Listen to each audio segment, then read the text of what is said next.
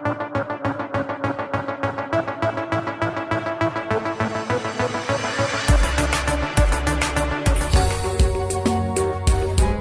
from around the globe. Hot, fresh, balanced and objective.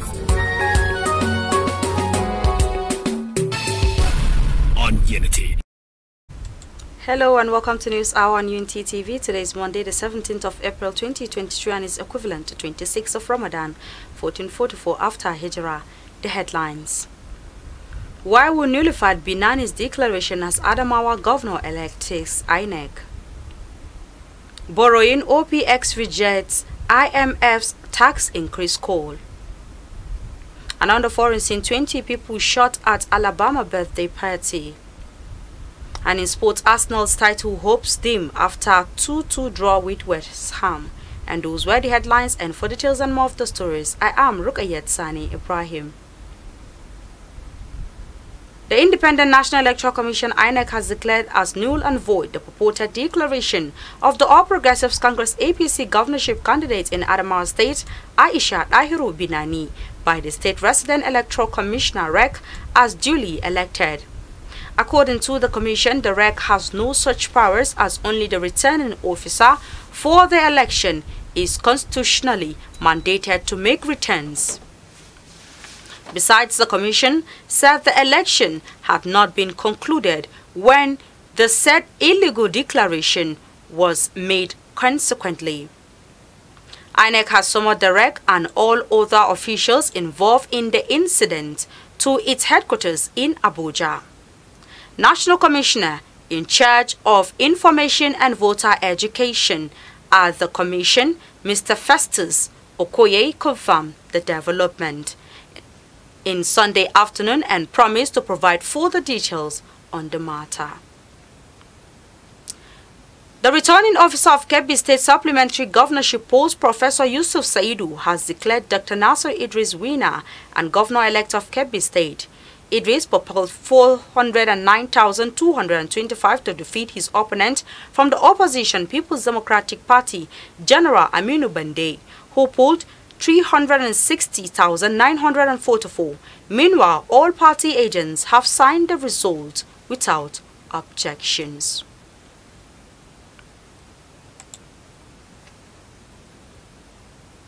The organized private sector OPS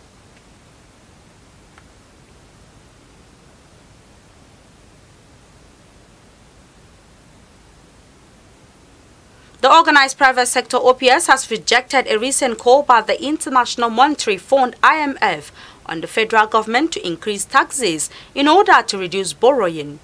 According to OPS, the toxic prescription, if accepted by the government, will spell disaster for the country. Specifically, the OPS warned the such advice will kill struggling businesses across the country and worsen the level of poverty in Nigeria. OPS also reiterated that the $80 million loan to serve as palliatives ahead of the planned removal of subsidy was not necessary, but the government to give attention to fixing the nation's refineries with a view to making them operational before the removal of petrol subsidy. OPS comprises the Manufacturers Association of Nigeria, MAN, Nigerian Association of Chambers of Commerce, Industry, Mines and Agriculture, NASIMA, Nigerian Employers Consultative Association, NECA, Nigerian Association of Small-Scale Industries, NASI, and Nigerian Association of Small and Medium Enterprise, NASME. The death toll from Saturday's bandits' attack at Runji village in the Zongon-Kataf local government area of Kaduna State has risen to 33.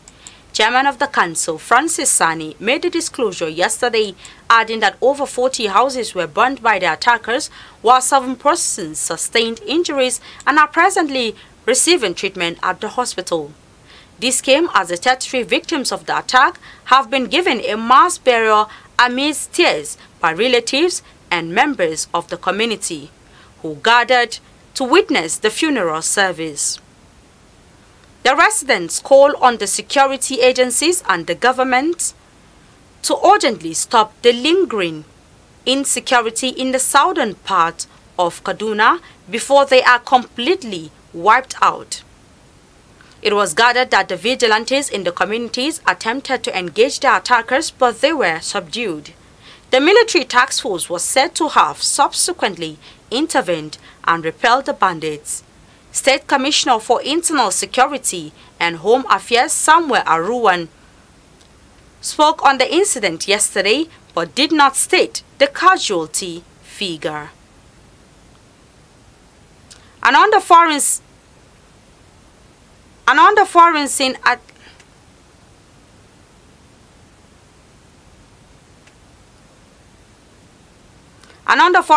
least 20 people were shot and wounded late Saturday at a Sweet 16 birthday party in the southern U.S. state of Alabama. Local media reported. Television station WRBL early Sunday reported heavy police activity and crime scene tape around a building in Dadeville, Alabama, where it said white shades could be seen covering parts of the floor. Law enforcement agencies have not publicly confirmed any injuries or fatalities, but local media and witnesses have said several wounded people, the majority of them teens, were transported to local hospital for medical attention. WRBL reported that during a preliminary investigation, police and sheriff's office investigators suspected that an altercation led to the shooting at a teen's birthday party at around 10:30 p.m. Saturday. Similarly, police late Saturday confirmed 2 people were killed and 4 others wounded in a shooting in Louisville, Kentucky, the same city where a gunman slaughtered 5 people at a bank last Monday. And in sports, Arsenal had a sluggish run handing out draws in back-to-back games and eminently putting a hole in their title chase following their 2-2 draw to West Ham at the London Stadium on Sunday.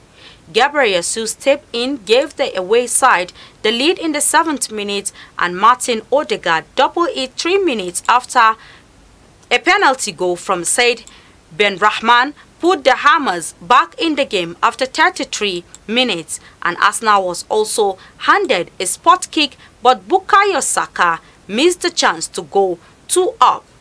Jarrod Bowen leveled the game and handed them a vital 1 point for their battle against the drop. And with the sport news, we've come to the end of our bulletin for today. You can follow us on our social media handles at Facebook, Instagram and Twitter at Unity Radio FM TV, respectively. You can also watch us live on the satellite decoder Badarsat, which has been watched in about 38 countries of the world frame. You can also follow and engage with us on our social media handles at Facebook, Instagram and Twitter at Unity Radio FM TV, respectively. You can also watch us live on our YouTube channel at Unity FM TV. I am Rukayat Sani Ibrahim. Thanks for watching and enjoy the rest of our programs. Do have yourself a lovely day.